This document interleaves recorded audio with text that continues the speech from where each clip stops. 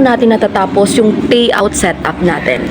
I'm just wondering guys, kasi unang-una ko pa lang na nag-vlogging ako, set up ako ni Meta. Syempre lahat naman tayo pinapa-set up. And then kailangan talagang lagay doon yung TIN number, which is really needed kasi doon kukuha ng tax. Doon sila magbabayad ng mga taxes natin. So, habang hindi pa ako nakasahod, pinabayaan ko muna. Sinet up ko yon without using the TIN number. Kasi nga, hindi ako nakakuha ng TIN number. But I'm really eager to finish na i-set up yung aking payout settings. Kasi nga, first time ko, hindi ko alam na pwede pa palang palipasin yan. Kasi nga, pag tinapos mo or sinet up mo yun, na mali yung nalagay mo na information, lalong-lalo sa pangalan mo daw, which is nakikita ko sa mga tutorial, is magkakaproblema ka sa payout mo. At ako, talagang parang sinabi ko sa sarili ko, ay, pag hindi na payout tong aking maliit na sahod, talagang magkakaproblema ako.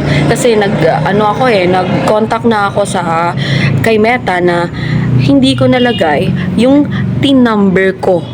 Alam nyo ba kung anong nilagay ko doon? Ang nilagay ko is the number of my voter certification. Which is nung nilagay ko yun, hindi nagka-error. So, natapos ko yung pag-set up ng aking payout settings.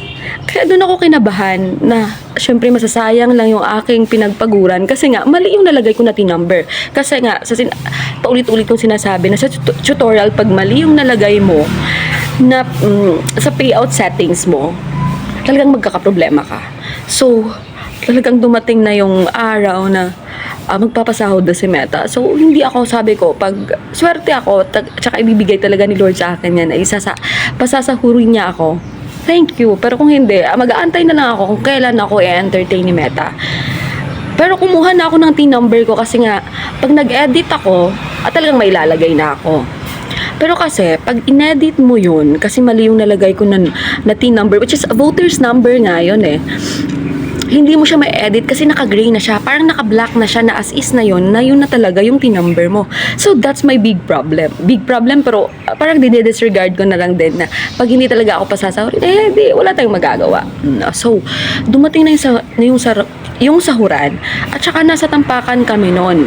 Kasi nga, mobile kami na nagtitinda ng iba't ibang refreshment. Hindi ko ini-expect na makakasahod ako noon. Kasi nag-scroll lang ako at saka wala akong wifi noon at saka naka-free data lang tayo noon. Nagulat ako guys. Nagulat talaga ako na bakit doon sa balance ko is deducted na, wala na. So, chinek ko yung PayPal ko. Oh my gosh, come on. Pumasok talaga siya. So, na-happy ako nga kasi hindi ko pa na-edit yung TIN number ko doon, which is yung ginamit ko is just the voter certification number. Oh, 'di ba? Pero guys, thank you Lord. Kasi nga without using the TIN number and by using my voter's ID number, nakuha ko siya guys. Pero still deducted ako withholding tax. Parang akala kasi ni Meta siguro, ay, ni-number ko yun kasi hindi naman siya nag-error, hindi siya nag-red. So, I would like to thank God, syempre. Kasi nga, natanggap ko yung sahod ko without, hindi ko na-edit yung TIN number kasi hindi basta-basta na-edit. Kaya nga sa mga nag-uumpisa pa lang guys, para wala na kayong maging problema, dapat i-check nyo talaga yung payout settings nyo, yung pangalan ninyo, the TIN number. Don't mind my TIN number kasi nga thankful ako kasi na okay siya. Tsaka guys, thank you so much. Yan lang yung kwento ko sa first na sahod ko nga kasi nakapag-payout ako without using the TIN number. And that's for today's video. Kaya sa mga nagva-vlog, go lang ng go. Mag-post ng video araw-araw. Kasi wala namang mawawala. May wifi ka naman O, diba? Malapit na din na sahuran. Tsaka nag-iipon pa tayo ng sentavo. And thank you for watching my video.